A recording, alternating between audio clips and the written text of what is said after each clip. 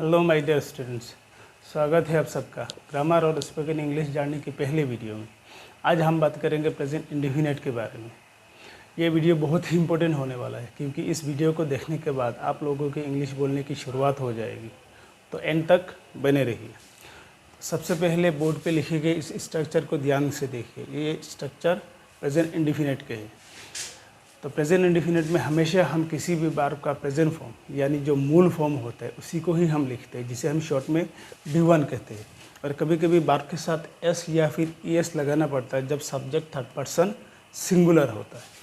जैसे कि यहाँ पर बोर्ड पे दिए गए इन वर्ब को देखिए। इन सभी वर्बों का तीन फॉर्म दिया हुआ है, जैसे कि गो का वेंट गन, डू का डिड डन और राइट का रोट रिटन। सो ये जो गो है या फिर डू या फिर राइट, ये मूल फॉर्म है, मतलब प्रेजेंट फॉर्म है। सो इन प्रेजेंट फॉर्म को ही हमें प्रेजेंट इंडेफिनिट में लिखना है। इसका B2 फॉर्म या फिर B3 फॉर्म इनको हमें नहीं लिखना है, सिर्फ मूल फॉर्म लिखना है। अगर प्रेजेंट इंडेफिनिट में हो तो हम गो लिखेंगे, डू लिखेंगे, राइट लिखेंगे। जैसे किसी भी वर्ब का मूल फॉर्म या प्रेजेंट फॉर्म होता है उसी को ही हम लिखेंगे प्रेजेंट इंडेफिनिट में। तो अब हम बात करेंगे प्रेजेंट इंडेफिनिट में होने वाले कामों के बारे में। ध्यान से सुनिएगा, एकदम सिंपल है। जो काम हम करते हैं हर रोज़ या फिर कभी कभी, ऐसे काम हमेशा हम प्रेजेंट इंडेफिनिट में ही लिखते हैं या फिर कहते हैं। जैसे कि मैं वीडियोस बनाता हूँ, मैं चाय पीता हूँ, मैं पढ़ाता हूँ, इन सभी कामों को मैं करता हूँ। वो आता है, वो जाता है, वो खेलता है, वो गाना गाता है, इन सभी कामों को वो करता है।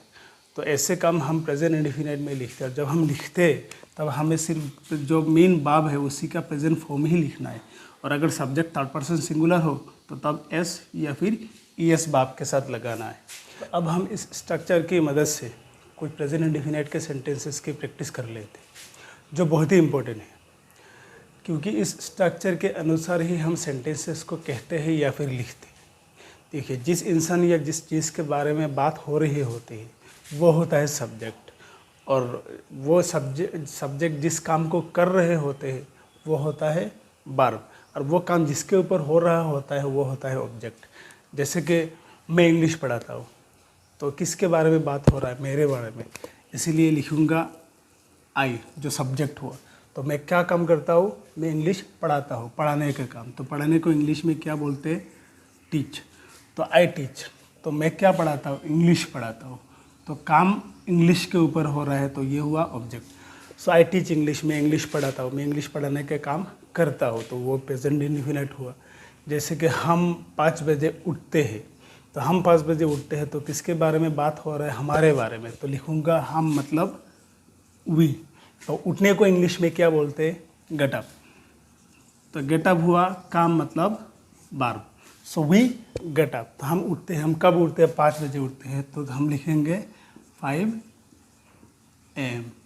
मतलब किसी टाइम के पहले हमें एड लिखना पड़ता है। तो we get up at 5 AM, हम 5 बजे उठते हैं, उठने का काम हम करते हैं, वो प्रेजेंट इंडेफिनिट हुआ।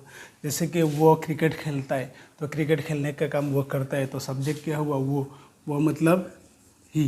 तो काम क्या है? खेलता है, खेलना। खेलने को इंग्लिश में बोलते हैं प्ले, लेकिन यहाँ पर हम प्ले के साथ एस लिखेंगे क्योंकि ही थर्ड पर्सन सिंगुलर है। तो वो खेलता है, वो क्या खेलता है? क्रिकेट खेलता है। तो लिखेंगे ही प्लेज क्रिकेट। तो ये वो क्रिकेट खेलता है, वो क्रिकेट खेलने का काम करता है, तो ये प्रेजेंट इंडेफिनिट हुआ। जैसे कि वो लड़का स्कूल जाता है, वो लड़का स्कूल जाता है, किसके बारे में बात हो रहा है? उस लड़के के बारे में। तो सबसे पहले हम उस लड़के को लिखना है क्योंकि वो एक सब्जेक्ट है। तो द बॉय, तो वो लड़का क्या करता है? स्कूल जाता है, जाने का काम करता है। तो जाना मतलब वर्ब। तो जाने को इंग्लिश में बोलते हैं गो। तो गो के साथ हम क्या लिखेंगे? ES, क्योंकि ये थर्ड पर्सन सिंगुलर है। तो द बॉयज़ गोज, कहाँ जाता है? स्कूल जाता है। तो किसी जगह से पहले हमें टू लिखना पड़ता है, जिस जगह में जाने के बारे में बात हो रहा हो या फिर आने के बारे में। तो to school, the boy goes to school, वो लड़का स्कूल जाता है, जाने का काम करता है, तो ये प्रेजेंट इंडेफिनिट हुआ। इसी तरीके से मेरी माँ खाना पकाती है। तो मेरी माँ खाना पकाती है, किसके बारे में बात हो रही है? मेरी माँ के बारे में। तो मुझे क्या लिखना है? मेरी माँ को लिखना है क्योंकि ये सब्जेक्ट है। तो माई मदर। तो माई मदर, तो मेरे मदर क्या करते हैं? पकाते हैं। तो पकाने के काम के बारे में बात हो रहा है, तो पकाने को इंग्लिश में क्या बोलते हैं? कुक। तो माई मदर कुक। तो एस लगा दूंगा क्योंकि ये थर्ड पर्सन सिंगुलर है। तो क्या पकाते हैं? फूड पकाते हैं। तो पकाने का काम फूड के ऊपर हो रहा है, तो ये ऑब्जेक्ट हुआ। तो जैसे वो आइसक्रीम खाता है, तो वो आइसक्रीम खाता है किसके बारे में, उसके बारे में। तो वो उसके बारे में अगर हो तो क्या लिखेंगे, ही। तो वो आइसक्रीम खाता है, तो क्या काम है, खाना। तो खाने को इंग्लिश में बोलते हैं इट। तो एस लगा दूंगा क्योंकि ये थर्ड पर्सन सिंगुलर है।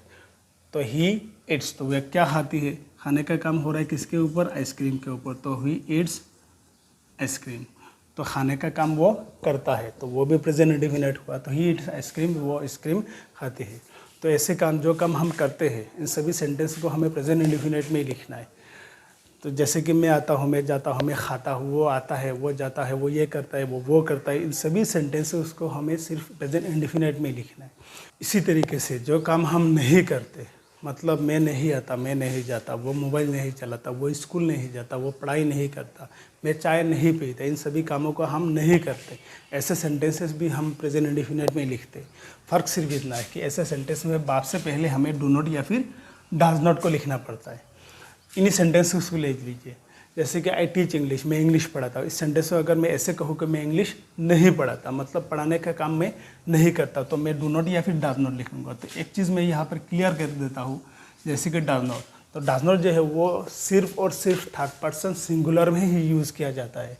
अगर वो सब्जेक्ट थर्ड पर्सन सिंगुलर ना हो, किसी भी पर्सन का किसी भी नंबर में हो, उसमें हम क्या लिखेंगे, डू नॉट लिखेंगे। अगर सब्जेक्ट थर्ड पर्सन सिंगुलर में ही हो तभी हमें डज नॉट लिखना है। तो ये जो आई है वो फर्स्ट पर्सन सिंगुलर है, तो थर्ड पर्सन सिंगुलर नहीं है तो हम डज नॉट लिखने की ज़रूरत नहीं है हमें। तो आई टीच इंग्लिश, मैं इंग्लिश पढ़ाता हूँ, मैं इंग्लिश नहीं पढ़ाता, मतलब मैं ये काम नहीं करता, तो मैं क्या लिखूँगा, आई डू नॉट लिखना पड़ेगा यहाँ पर। I do not teach English, मैं इंग्लिश नहीं पढ़ाता। इसी तरीके से we get up at 5 AM, हम 5 बजे उठते हैं, हम 5 बजे नहीं उठते, मतलब उठने का काम हम नहीं करते, डू नॉट डज नॉट। तो ये भी फर्स्ट पर्सन प्लूरल है, तो हम यहाँ पर लिखेंगे do not. We do not get up, we do not get up at 5 AM, हम 5 बजे नहीं उठते। ही प्लेज क्रिकेट, वो क्रिकेट खेलता है, वो क्रिकेट नहीं खेलता है। तो यहाँ पर डू नॉट और डज नॉट में से क्या आएगा, डज नॉट आएगा, क्योंकि ही थर्ड पर्सन सिंगुलर है।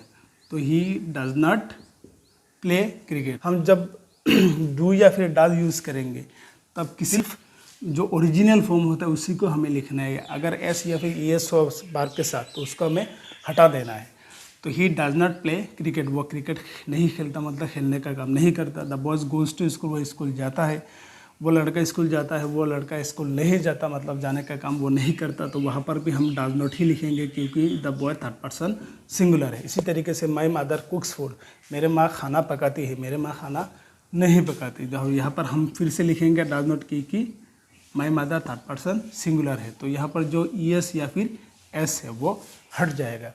तो मेरे माँ खाना नहीं पकाती, मतलब पकाने का काम नहीं करती। तो ही ईट्स आइसक्रीम, वो आइसक्रीम खाता है। तो अगर बोले कि वो आइसक्रीम नहीं खाता तो हमें क्या लिखना है, he does not eat ice cream. तो ईट का जो एस है वो हट जाएगा।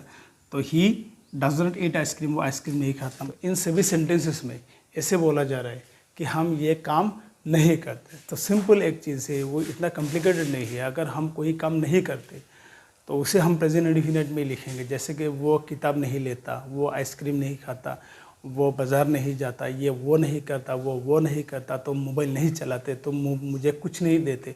मतलब कोई काम अगर कोई इंसान ना करता हो तो ऐसे सेंटेंसेस में हम डू नॉट या फिर डज नॉट लिखेंगे। अगर कोई इंसान कुछ काम करता हो, ये करता है, वो करता है, तो हम लिखेंगे सिर्फ B1 और S और ES लगाएंगे जब सब्जेक्ट थर्ड पर्सन सिंगुलर होता है। जैसे हम खाना खाते हैं, वी ईट फूड, हम खाना नहीं खाते, we do not eat food. वो इंग्लिश सीखता है, ही लर्न्स इंग्लिश, वो इंग्लिश नहीं सीखता, he does not learn English. तुम मोबाइल चलाते हो, यू यूज़ मोबाइल, तुम मोबाइल नहीं चलाते, you do not use mobile. वो बाज़ार जाता है, he goes to the market, वो बाज़ार नहीं जाता है, he does not go to the market. वो आता है, ही कम्स, वो नहीं आता है, ही डजंट कम, मैं जाता हूँ, आई गो, मैं नहीं जाता, आई डू नॉट गो। तो ऐसे बहुत सारे सेंटेंसेस हम हर रोज़ इस्तेमाल करते हैं। हमें सिर्फ ऐसे सेंटेंसेस को इंग्लिश में कहने के प्रैक्टिस करने की ज़रूरत है। इंग्लिश में एक कहावत है, practice makes a man perfect. मतलब अगर आप कुछ सीखते हो या फिर कुछ काम करने के बारे में सोच रहे हो, जब तक आप अपने आप को प्रैक्टिस में डाल नहीं लेते तब तक वो काम आपके लिए आसान नहीं होने वाला। तो प्रैक्टिस करते रहिए, ग्रामर और स्पोकन इंग्लिश दोनों अपने आप आ जाएगा। आशा करता हूँ आप लोगों को ये वीडियो अच्छा लगा होगा, और इसी उम्मीद के साथ कि आप लोग प्रैक्टिस करेंगे और मेरे आने वाले वीडियोस को देखेंगे, मैं आप सबसे विदाई लेता हूँ। Thank you.